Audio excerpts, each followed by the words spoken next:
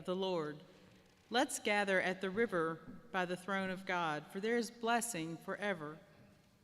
From the throne of God flows a mighty river of peace and hope for all God's people, and there shall be rejoicing at the sight of the healing waters. Our journey brings us to God's wondrous river of life. Praise be to God, who has drawn us from the darkness and filled our world with light. Shall we gather at the river? Reading from the Message, Acts 16, 9 through 15. That night, Paul had a dream. A Macedonian stood on the far shore and called across the sea, "Come over to Macedonia and help us." The dream gave Paul his map. We went to work at once, getting things ready to cross over to Macedonia. All the pieces had come together. We knew now for sure that God had called us to preach the good news to the Europeans. Putting out from the harbor at Troas, we made a straight run for Samothrace. The next day, we tied up and walked from there to Philippi, the main city in that part of Macedonia, and even more importantly, a Roman colony. We lingered there for days. On the Sabbath, we left the city and went down along the river where we had heard there was a prayer meeting. We took our place with the women who had gathered there and talked with them. One woman, Lydia, was from Thyatira and a dealer in expensive textiles, known to be a God-fearing woman.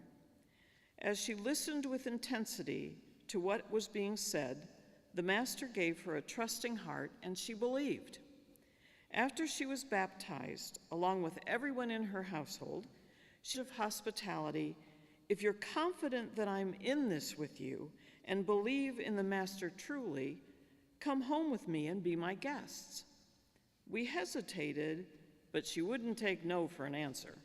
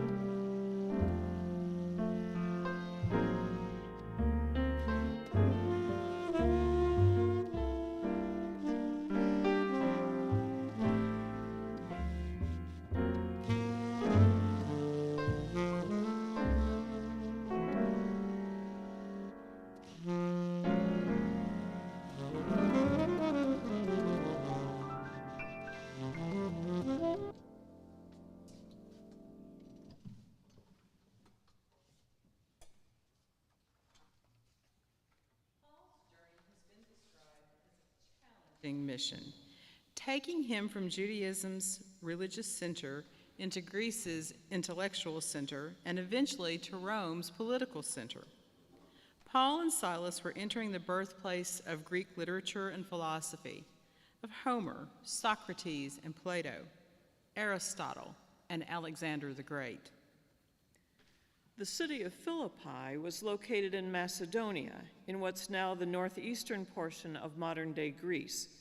It was built by the Roman Empire as a colony, settled mostly by veteran Roman soldiers, and was a model city showcasing all the best of Roman life and culture, featuring a large Roman amphitheater and other cultural elements that you would have found in Rome. Since it was Paul's custom as a Jew to worship on the Sabbath, he was looking for a gathering of Jews to pray with, kindred spirits with whom he could share the message of Jesus. They encounter a gathering of women who had gone outside the gates of the city down to the river to pray. Open-air worship, not a traditional religious site, no synagogue, no temple.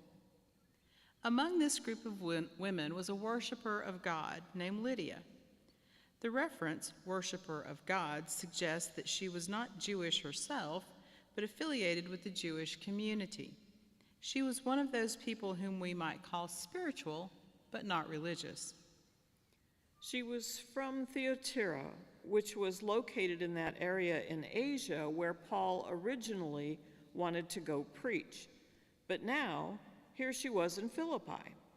The gospel has come to Macedonia, and the first European convert is an Asian woman.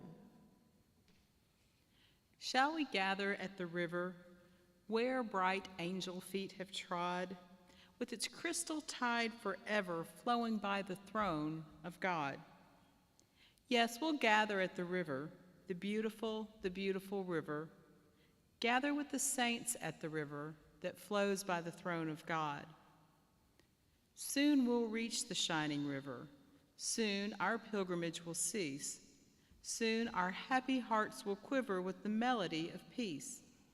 Yes, we'll gather at the river, the beautiful river.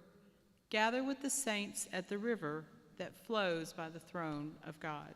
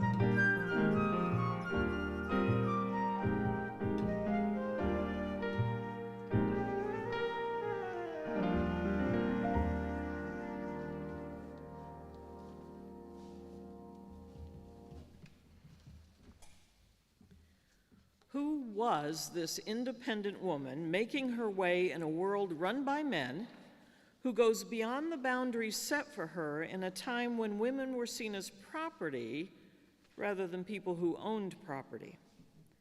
Who was this Gentile who sought the God of Judaism, making the weekly trek outside the city gates to join fellow believers down by the river to pray? The text tells us that Lydia was not only a worshiper of God and from the city of Thyatira, but a dealer in purple cloth. These details tell us that she was a woman of means. Purple cloth is a very expensive luxury. Only the wealthiest, the 1%ers of the day, could afford it. The fact that Lydia was successfully running a business and was the head of a household, a homeowner, and apparently owned a house large enough to accommodate her own household, as well as Paul and his fellow travelers, was impressive. Based on the nature of her business, she must have traveled in pretty well-connected circles. Acts 16:15, which begins, "When she and her household were baptized," makes it clear that it was her household. Lydia uses her own initiative and doesn't consult a male relative when she offers the missionaries hospitality and they accept. There is no mention of a husband or a father in her story. This is unusual for women in Bible times who were often identified by their relationship with a man, a father, a husband, an adult son, or even a brother. Lydia prevailed upon Paul and his companion to stay with her and accept her hospitality. There is only one other place in the New Testament where this word is used. In Luke 24, on the road to Emmaus on Easter evening, as Cleopas and the unnamed disciple urged the risen Jesus, prevailed upon Jesus to stay with them that night. Lydia succeeded in prevailing upon them to stay with her. God opened her heart, and she opened her home and offers hospitality. Shortly after this, Paul and Silas are arrested and thrown in jail in Philippi. When they escape at the end of Acts 16, they go back to the home of Lydia, who provides hospitality once again. The Apostle Paul, guided by a dream, went to Philippi. At the river, some women had gathered for prayer. Lydia was baptized and offered her home for Paul and his friends. Scripture records this, and she prevailed upon us. The inner guide, the teacher in us, follows a silent voice. We learn to listen. We go to new places and enter new experiences, accepting not being at home. We go down to the river, place of origin, place of flowing, place of washing, place of gathering, place of prayer. We are welcomed by women. We are dependent on women. Scripture silences them, but they are leaders. Scripture silences them, but they are leaders. They are heroes. They are a community of faith and struggle, marginalized but at the center of life.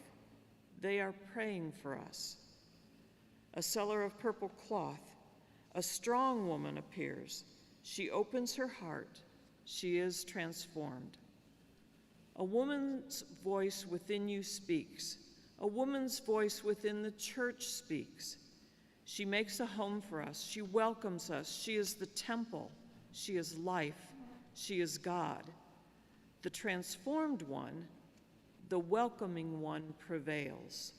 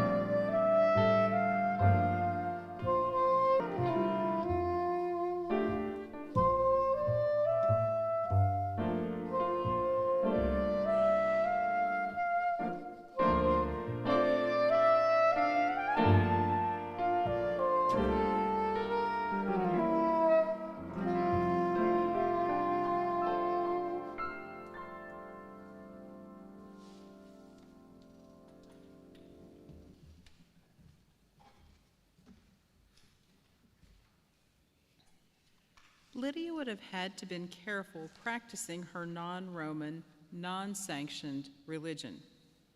It could have been bad for business, and she would have been taking an even greater risk to be associated with the non-Jewish cult that these men, these foreigners, that these outside agitators who had come to stir pot and promote this new Jewish subcult here in this very Roman city.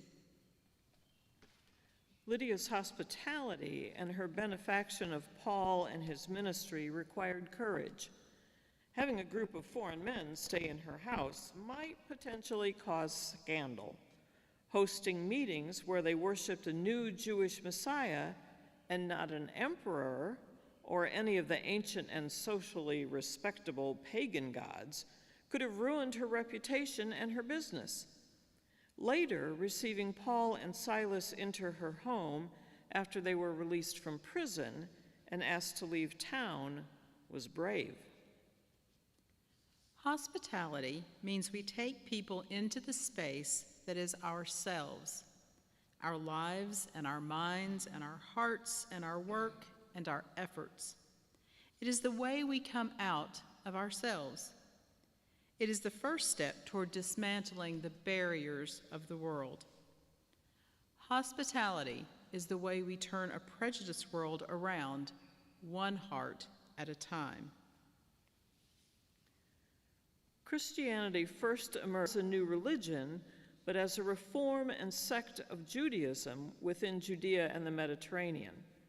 Wherever Paul, Peter, and other early missionaries traveled, they formed small communities of believers called the Way, a movement that emphasized Jesus' teachings, death, and resurrection as the path to transformation. Gradually, the movement grew and took on a life of its own. The early church period was a time of dramatic change in culture and politics and economy. During this time, Christianity was not so much about doctrines or eternal salvation, but how to live a better life here and now within the reign of God. From the perspective of occupying Roman powers, the Christian sect was radical because it encouraged alternative behaviors that were both attractive to those at the bottom and threatening to the worldview of empire. Followers of the Way lived together with people of different ethnicities and social classes rather than following classist and cultural norms. The story of Paul's meeting with Lydia near a river is reminiscent of the story of Jesus taking the unusual journey through Samaria and his meeting with a woman at Jacob's well. Both Paul and Jesus were supernaturally guided to Philippi and Sychar respectively. Paul through a vision, Jesus through some kind of compulsion. They providentially met with women who were quasi-Jews, a God-fearer and a Samaritan. The women became believers in Jesus as Messiah and then told others about their experience. Lydia told members of her household who followed with her. One can assume she also told business contacts, clients, and neighbors. The Samaritan woman told people in her village. These women played a pioneering role in spreading the gospel. Many women played a huge role in the beginnings of our faith. For example, Mary was the first person God told about Jesus' impending arrival. Later, it was the Syrophoenician woman he met who helped him to understand that he'd been sent to all people, Jew and Gentile alike. Mary Magdalene was the first person to encounter the risen Jesus and the first to report to the others that he'd risen. And here, in today's story, Lydia becomes an important leader in the early church.